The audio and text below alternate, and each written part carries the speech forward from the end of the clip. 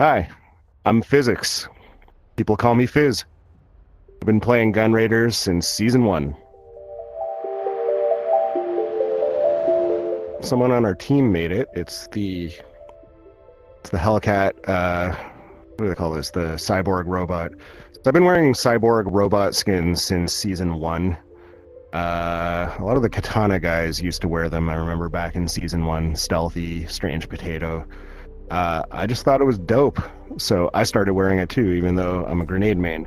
A couple of seasons ago, I think it was Taz that made this skin in particular. And yeah, I generally wear this. Sometimes I wear, I always wear a cyborg robot. Sometimes I wear a Dimensions Yard one or a Dimensions Club one, but usually I wear this. I enjoy the movement most of all. Compared to most other VR games, it's the most evolved movement. And the diversity of gameplay styles. So whether you want to play melee or explosives or guns or sniper, it's got something for everyone, and it's always got something interesting that you have to figure out how to counter as a player. I also really enjoy the community. It ebbs and flows a little bit, but there's such a diverse amount of people, I would say. Whether it's kids or adults or even senior citizens.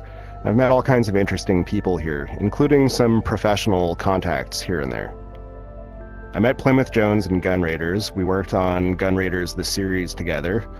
I did an original score. For anyone who's been in this community long enough to remember that YouTube show, I did an original score for each episode. It was a lot of work, but it was really cool to do.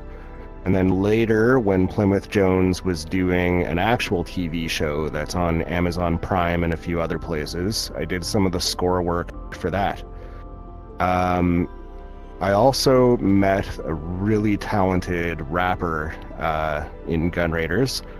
She doesn't play anymore. Her name was Cicely Styles in game. And I actually have a track coming out with her in the new year. Well, I'm known mostly as a grenade main. I've been on and off a grenade main since early season one. I never even really started in with the Uzis like everyone else. Once I went through the weapon wheel, this was my thing. I do play a little bit as an all-rounder sometimes when I have the need to use other weapons. Grenades don't work well in all scenarios. So my general sort of second setup is rifle combo. I keep flame cannon on my primary wheel to deal with people with shields. And use a lot of rockets. I think it depends a little bit on the scenario I'm in. When I'm playing with higher level players, I like to kind of like hide back a little bit, bounce grenades off corners, see if I can scout where people are. Same with rockets, see who's around the corner. When I'm playing casually, I don't like to sweat too much these days. I like to have fun. I like to run through the whole weapon wheel. If I'm playing with players that clearly aren't as good as I am, I like to use weapons that I'm not good with to try to even the playing field. During a game, I like to not really think about anything. In fact, that's mostly why I play. I often play when I'm taking a break from work, when I'm working from home. And the last thing I want to think about is stuff in the real world. So I like to focus on what I'm doing in the game. I like to joke around with some of the other players. Sometimes you'll find I'm just quiet and just trying to get some kills. And forget about whatever I was working on before I put the headset on. All right, I'll give up some grenade tricks. Okay, the first thing is grenades are one of the harder weapons in the game because they shoot slow. You get a movement penalty using them, and they don't shoot straight. And they still have spread for some reason. So they shoot They don't shoot straight, both vertically and horizontally. They have some spread. So the key thing with grenades is to learn the maps and learn the angles. I got a lot of kills around corners, just knowing where people are often going to be, where they spawn, whatever the case is, shooting around corners. The other trick, sometimes people see me combo with the grenades, and I feel like people wonder why. So the reason I combo a revolver with grenades is because if you're playing in a lobby with overshield, grenades are slow, so it sucks to get taken out by someone with like 4 overshields because you can only hit 2 grenade shots in the time they kill you with dual Uzis. So I'll add a little bit to it with that. But the other reason, when I'm playing in hardcore mode, is because often with better players, you're not likely to hit them with a grenade unless you catch them by surprise. So I like to force them into the trajectory of my grenade when I can. Because people can either dodge left, right, up, or down. So if you guess they're going to dodge left and you shoot a grenade right and predict where their movement's going, you have a 50-50 chance of hitting them with one or the other in that case, like in a face-to-face encounter. Grenades rely on predicting people's movement, because unless you're playing people that really are like standing still, it's unlikely you're going to shoot a grenade and they're still going to be there by the time the grenade gets there. So either way, you always have to be looking at like which way do they go, sort of how they move. Like the more you know the player, the easier it is. But generally speaking, grenades are like a very strategic weapon. This is why I compare it to like katana. Katana is a very strategic weapon also. You can't just go and like slice people up. They can dodge you, they can move back. It's pretty easy to get away, so you have to be very crafty as a katana player. So with grenades, it's the same thing. You have to find different ways to get people to move into your grenade. So this goes back to like season 3 or so.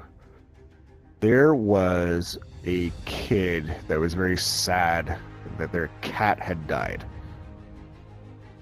And another player started to sort of act as their like therapist. And by the time the round was done, no one was shooting at each other.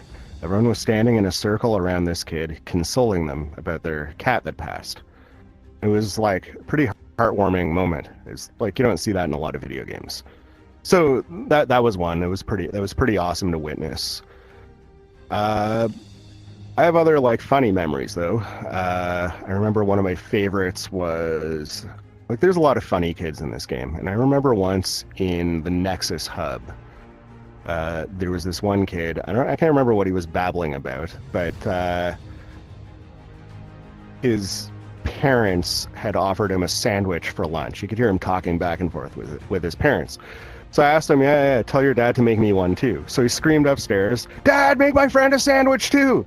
Forgetting that he's not in real life. that was one of my favorite memories from this game. Get out of the hubs as quickly as possible. Get into arena games. Even if the level of play is hard, you'll learn quicker, and it's more fun when you play at a slightly higher level than a beginner. You don't have to go be a professional player, but it's more fun when you learn your way around the weapons, graduate from using dual Uzis or flame cannons, and pick a weapon that resonates with you, whether it's the shotgun, the grenades, the dual pistol. Everyone has a thing that just kind of works for them, Also, don't worry about what people say the most effective weapon is. Don't ask about what the best gun is. Pick the gun that is the most fun for you to use. In real life, I've been a musician and a producer for a decade and a half. I do have another day job, but that's fundamentally what I do. And watch out for January, I'll have some more music coming out. So I also work with a radio station, one of the station managers I met in Gun Raiders. If anyone remembers Chigi and the Oddfellas team, Chigi is in the management of an online radio station out of the UK and Spain called Rhythm Rida Radio. So, for anyone who's been paying attention, the last few tournaments that we did in Gun Raiders were sponsored by Rhythm Rida Radio. And I will also be dropping some sets on their station starting in January, so watch out for that too. I helped out a lot with Gun Raiders, the series that Plymouth Jones did, which in itself was one of the coolest things. It was sort of a first of its kind show filmed in a VR game where the community of regular players in the game were both the actors and they were pitching script ideas. And it had a lot of community involvement to it. It was a very cool thing to have happened. After that, I helped run one of the first leagues that was with Hellcat. That was before I took over the lead at Hellcat when Kitty left, but we ran in season 4 a league that was pretty successful. I mean, there was game glitches that got in the way, so it was a bit of a rough time to run it, but there was, I'm trying to remember, 36 teams I think it was that participated. It was the biggest single event in Gun Raiders, as far as I know. Well, it was the whole league. It lasted for 3 months. So even the developers had a team in the league. They didn't last very long, but they had a team. And yeah, it was great. It was great. So a lot of new teams kind of formed out of getting ready to play in the league.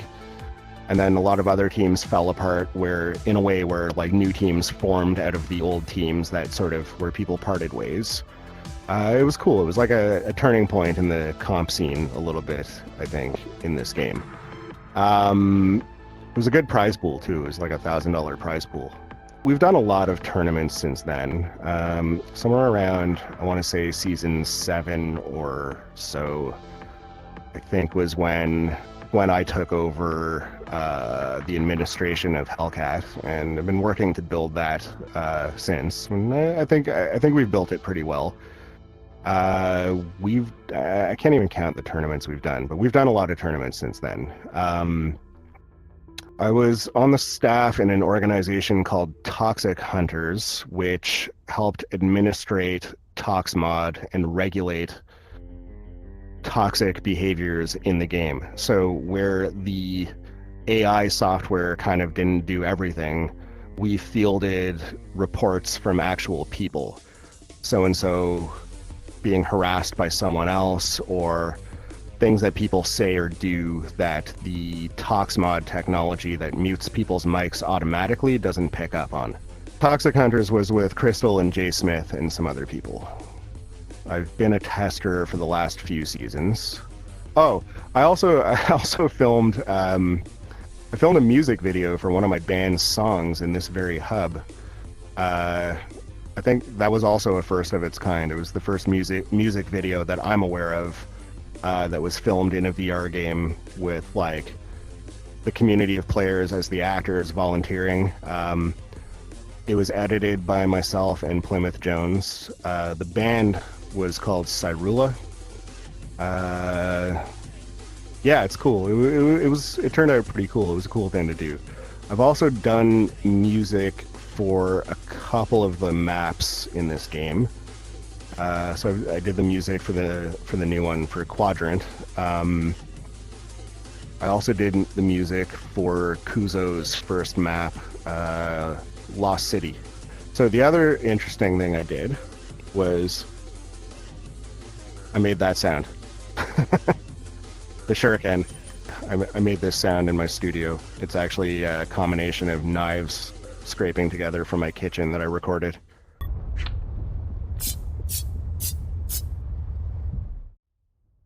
We're heading into season 11 now soon. And a lot's changed in this game over the last 10 seasons. So one thing I would like to say is don't be afraid of change. A lot of the original players left because things changed and they don't like when things change. But things evolve. The world evolves, this game evolves, and it will be great. On top of that, I'd like to tell everyone Make sure you join the Hellcat server, check out announcements for community events, and check out some of the announcements for the music things we're doing and the content creation stuff. Uh, I'll be doing some sets on rhythmrida.live starting in January. I'll be posting those. And we're hoping to get some more sponsors in for tournaments in the new year.